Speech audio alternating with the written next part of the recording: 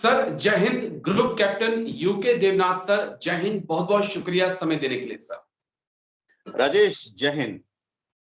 शुक्रिया sir. Sir एक बड़ा अहम मुद्दा था जिसपे मुझे आपके साथ बातचीत करनी थी।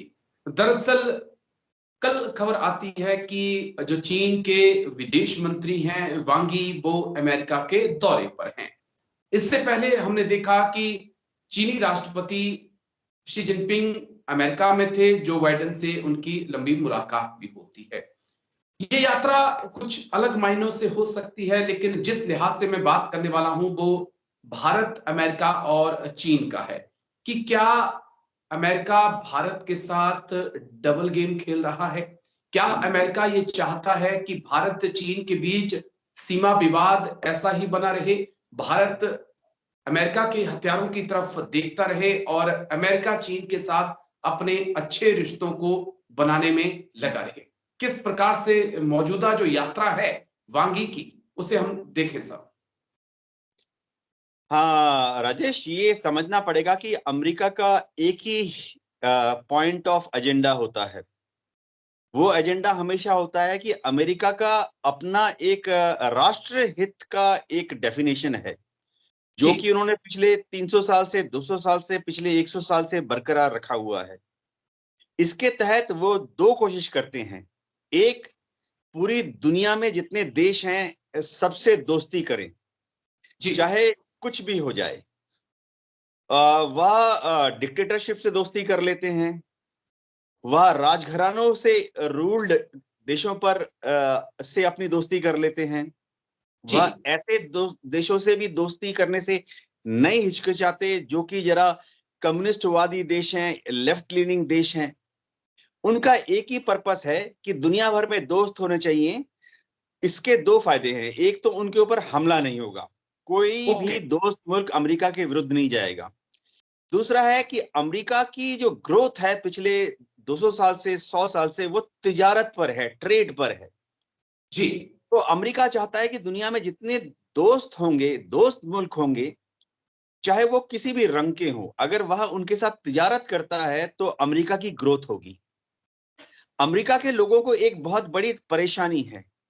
परेशानी ये है कि वो दुनिया में कहीं पर भी कोई दुश्मन नहीं चाहते हैं। वो चाहते हैं कि जो भी मुल्क टेढ़े मेढ़े दो मुल्क हैं, या जो मुल्क अमेरिका के साथ कदम से कदम मिलाकर नहीं चल रहे, अमेरिका उनको लोभ देता है, लालच देता है, उनके सामने स्वीटनर्स रखता है, उनके साथ बातचीत करता है, डांस भी करता है, ताकि वो अमेरिका की जो विरोधी नीति है उसको छोड़कर अमेरिका के साथ चलने के लिए तैयार हो जाएं।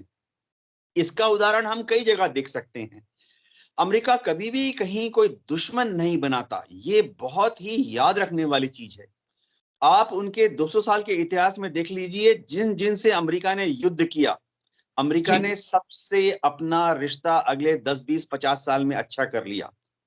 शुरुआत करते हैं इंग्लैंड से।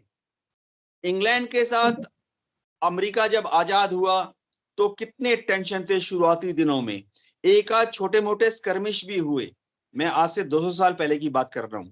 लेकिन आज अमेरिका ने इंग्लैंड को अपना दोस्त बनाया हुआ है। पिछले 100 साल से अमेरिका और इंग्लैंड एक साथ मिलकर आगे बढ़ रहे हैं। जर्मनी, जापान, इनके साथ अमेरिका ने भयंकर युद्ध किया था द्वितीय विश्व युद्ध में।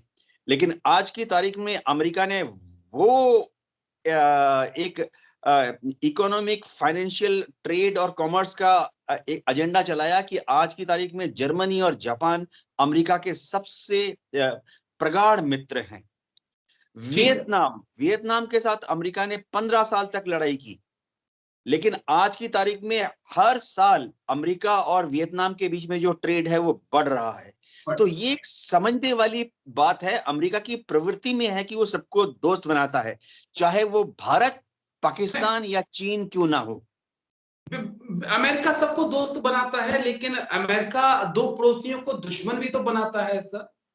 ये भी तो हमने इतिहास के संदर्भ में देखा है कि अगर अमेरिका को देखें तो वो दो देशों के बीच दुश्मनी पैदा करता है, फिर दोनों को अपनी आर्म्स सप्लाई करता है, क्योंकि उसका काम ही ऐसे चलता है। ये भी तो तस्वीर का एक एंगल है UK Devnath sir. Definitely definitely, देखिए अमेरिका दुनिया में सब जगह दोस्त बनाने की कोशिश करता है। मैं भारत और पाकिस्तान का ही संदर्भ ले लेता हूं। आजादी के बाद पाकिस्तान जो है वो भारत से थोड़ा हिचकिचाया हुआ था, तो दौड़ के अमेरिका की शरण में चला गया। उसने C8 सेंटो ज्वाइन कर ली और जी अमेरिका की शरण में चला गया। अमेरिका ने पाकिस्तान को भरपूर हथियार दिए। अमेरिका को शायद थोड़ा ऐसे लगा कि भारत रूस के ज्यादा नजदीक जा रहा है। इसके कारण भी थे। आजादी के बाद पंचवर्षीय योजना के तहत पंडित जवाहरलाल नेहरू ने बड़े बड़े कारखाने लगाने की सोची, बड़े बड़े जी शिपयार्ड्स बनाने की सोची। कैसे कैसे करके रूस नहीं आके इंडिया में बड़े बड़े स्टील मिल लगाए, रूस नहीं इंडिया में आके बड़े बड़े शिपिंग के जो पोर्ट्स हैं वो बनाने के लिए भारत को हेल्प किया। तो अमेरिका को लगा कि शायद भारत रूस के ज्यादा पास चला जा रहा है। तो अमेरिका ने क्या किया, पहला प्रेफरेंस हमेशा उन्होंने दिया पाकिस्तान को, ओके सेकंड प्रेफरेंस उन्होंने दिया भारत को। गौरतलब जी बात है कि भारत से उन्होंने कभी दुश्मनी नहीं की। जी जी जब हमारे भारत और अमेरिका के संबंध थोड़े टेढ़े मेढ़े थे, थोड़ा सा कटुता था, उस समय भी अमेरिका ने भारत से कोई दुश्मनी नहीं की।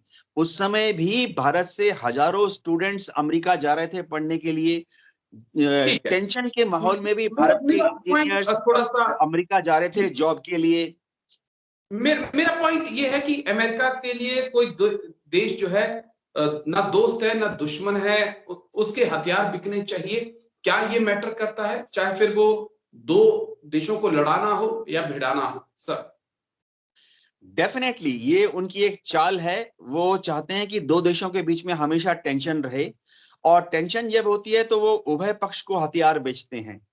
भारत ने भी अमेरिका से हथियार लिए हैं, उन्होंने जी पाकिस्तान को भी हम हथियार दिए हैं।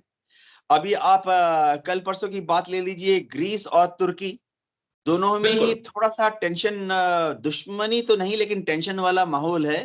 अमेरिका ने ग्रीस को दे दी F-35, अमेरिका ने तुर्की को दे दिया F-16। अमेरिका जी ऐसे करता है।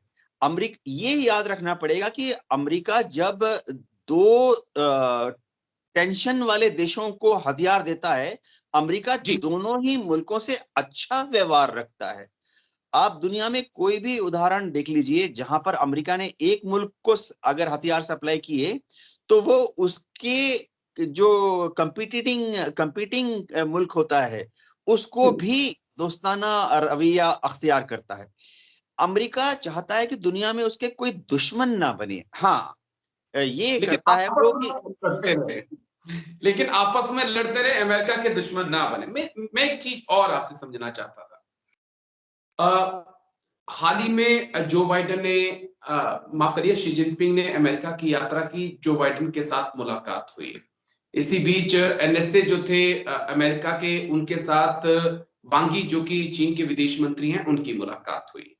मेरा जो तर्क है कि एससीओ समिट हम देख लें, ब्रिक्स की समिट हम देख लें और G20 की समिट देख लें, एक 3 ऐसे मौके थे जब प्रधानमंत्री मोदी और शी जिनपिंग आमने सामने थे, साथ में थे, लेकिन रिश्तों में वो गर्माहट देखने को नहीं मिली। ये उस वक्त जिस वक्त एलएसी पर तनाव बना हुआ है।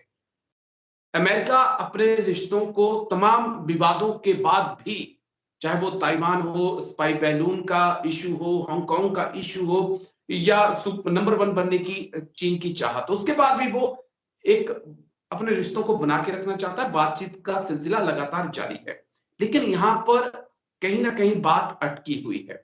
इसके पीछे का क्या कारण है? और अमेरिका अगर हाथ मिला सकता है, बातचीत कर सकता है, तो भारत और चीन क्यों नहीं कर सकते सर?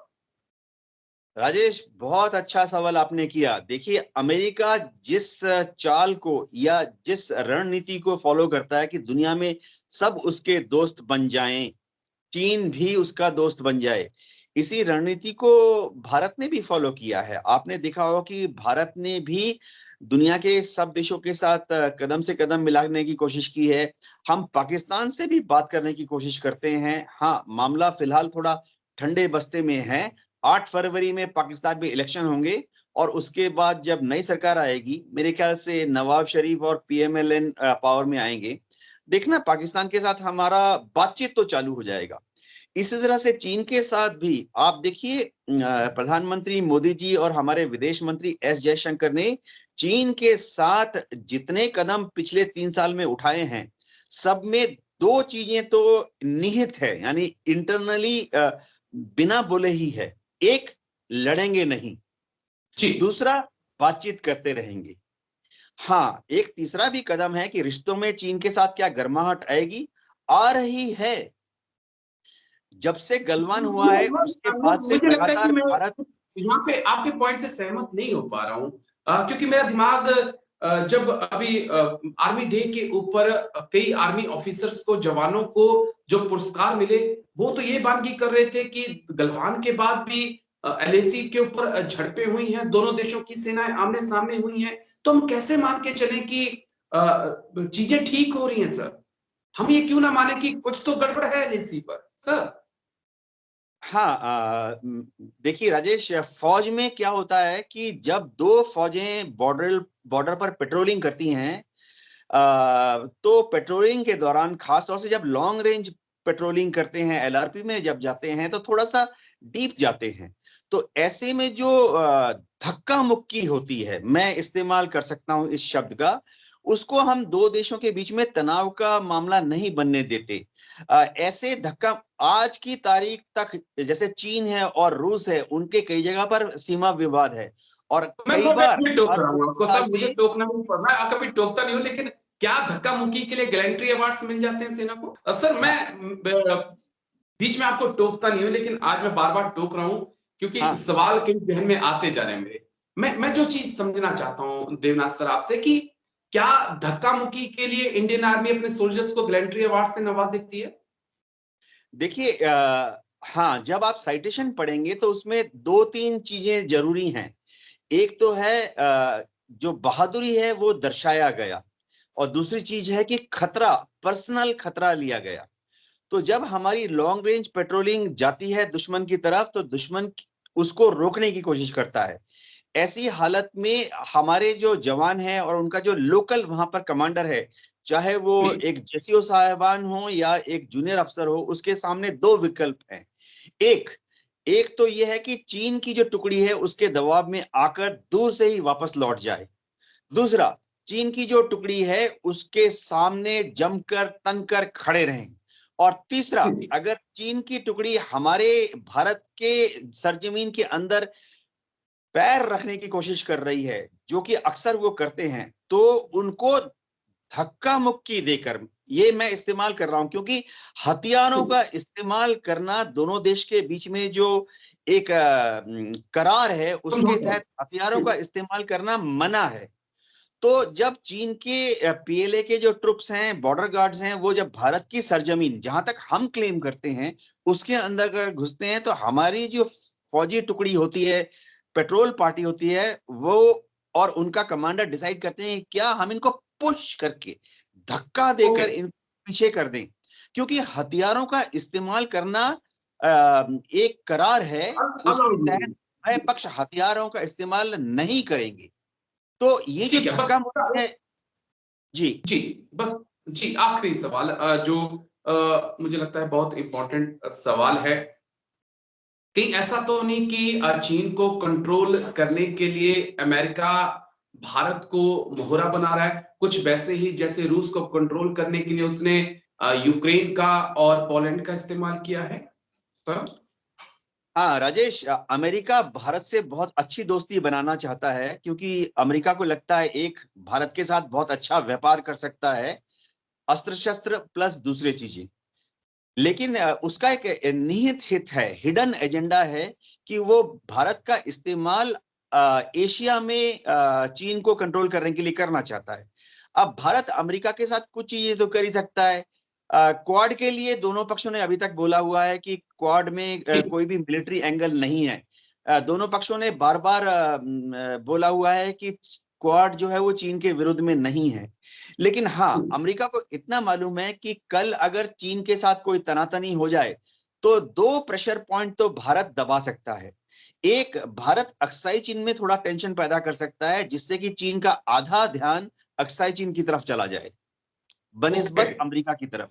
दूसरा, भारत जो स्ट्रेट ऑफ मलाक्का है अंडमान निकोबार के पास, भारत उसमें चीन की जो कमर्शियल शिपिंग है उसको थोड़ा डिस्टर्ब कर सकता है। हम रोकेंगे तो नहीं, लेकिन हाँ, हम उनको इंटरसेप्ट कर सकते हैं, उनको फॉलो कर सकते हैं, उनको कुछ समय ठीक के लिए गश्त के लिए रोक सकते हैं। तो इससे चीन का जो व्यापार है वो जरा थोड़ा खलबली में आ जाएगा।